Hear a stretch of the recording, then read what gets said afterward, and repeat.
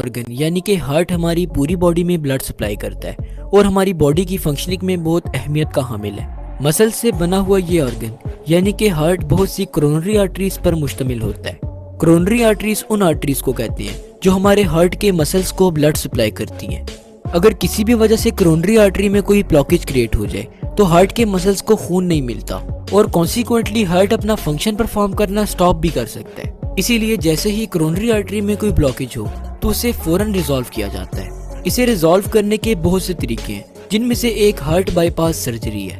इस सर्जरी को हम ओपन हार्ट सर्जरी भी कहते हैं और इसे सिर्फ कार्डियक सर्जन्स ही परफॉर्म कर सकते हैं। इस सर्जरी के दौरान सर्जन्स पेशेंट की चेस्ट को ओपन करते हैं और हार्ट के उस हिस्से को तलाश करते हैं जिसकी वर्किंग में मसला आ रहा हो। इस दुनिया में की जाने वाली सबसे पहली हार्ट बाईपास सर्जरी 2 मई 1960 में की गई। ये सर्जरी यूनाइटेड स्टेट्स के Albert Einstein college of medicine Bronx municipal hospital में की गई और इसे परफॉर्म करने वाले सर्जन्स रॉबर्ट एच गोइट्स और माइकल रोहमन थे।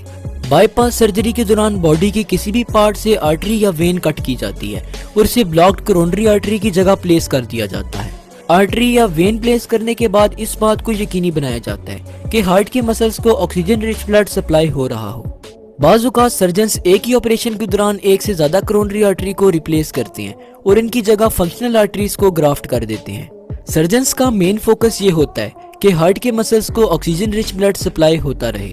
बाईपास ऑपरेशन के बाद पेशेंट को जनरल एनेस्थीसिया दी जाती है। जनरल एनेस्थीसिया एक ड्रग है जिसे इंट्रावेनियसली पेशेंट की बॉडी में इंसर्ट कर दिया जाता है। इस ड्रग की वजह से पेशेंट की बॉडी अनकॉन्शियस कंडीशन में रहती है और इसे पेन का एहसास नहीं होता। इसके अलावा पेशेंट के माउथ में ब्रीथिंग ट्यूब भी इंसर्ट कर दी जाती है जिसकी मदद से वो सांस लेता रहता है। पेशेंट के यूरिनरी ब्लैडर में सर्जन्स कैथेटर डाल देते हैं और यूरिन की एक्सक्रीशन कैथेटर के थ्रू होती है। कैथेटर एक ट्यूब को कहते हैं जो आमतौर पर यूरिनरी ब्लैडर में इंसर्ट की जाती है ताकि यूरिन की एक्सक्रीशन इस ट्यूब के थ्रू हो सके। कोरोनरी आर्टरी बाईपास सर्जरी का प्रोसेस आमतौर पर सर्जन्स 3 से 6 घंटों में मुकम्मल करते हैं। इस प्रोसेस के दौरान सर्जन्स पेशेंट की ब्रेस्ट बोन के ऊपर प्रेजेंट स्किन में एक कट लगाते हैं। कट लगाने के बाद सर्जन्स रिब केज को खोलते हैं ताकि हार्ट को ऑपरेट कर सके। बाईपास सर्जरी के दौरान सर्जन्स सर्कुलेटरी सिस्टम को हार्ट लंग मशीन के साथ कनेक्ट कर देते हैं। हार्ट लंग मशीन टेम्परेरी तौर पर हमारी बॉडी में हार्ट और लंग्स के फंक्शन को परफॉर्म करती है। इस मशीन की वजह से हार्ट का फंक्शन कुछ देर के लिए स्टॉप हो जाता है और सर्जन्स आर्टरीज या वेन्स का ग्राफ्ट ब्लॉक्ड कोरोनरी आर्टरी की जगह प्लेस कर देते हैं। ग्राफ्ट के तौर पर जो आर्टरीज यूज की जाती हैं उनमें चेस्ट में प्रेजेंट थोरैसिक आर्टरी और लेग में प्रेजेंट स्फेनस वेन शामिल हैं। सर्जन्स इन ग्राफ्ट आर्टरीज या वेन्स को ब्लॉक्ड कोरोनरी आर्टरी की जगह सीव कर देते हैं। ग्राफ्ट आर्टरी को सिक्योरली प्लेस करने के बाद सर्जन्स हार्ट को इलेक्ट्रिकल सिग्नल प्रोवाइड करते हैं ताकि हार्ट बीट को रिस्टोर किया जा सके। इसके अलावा सर्जन्स हार्ट के साथ आर्टिफिशियल पेस मेकर भी कनेक्ट कर देते हैं ताकि हार्ट की इलेक्ट्रिकल एक्टिविटी नॉर्मल तरीके से परफॉर्म हो सके। ऑपरेशन कंप्लीट हो जाने के बाद हार्ट लंग मशीन और आर्टिफिशियल पेस मेकर को डिस्कनेक्ट कर दिया जाता है। सर्जन्स रिब केज को क्लोज करते हैं और साथ ही स्किन में लगाए गए कट को भी सीव कर देते हैं।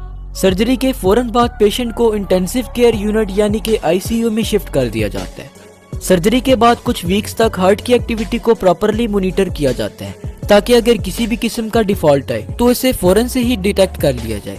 जब पेशेंट अपने तौर पर सांस लेने के काबिल हो जाए तो इसके माउथ से ब्रीथिंग ट्यूब को हटा दिया जाता है और ब्रीथिंग ट्यूब की जगह ऑक्सीजन मास्क लगा दिया जाता है।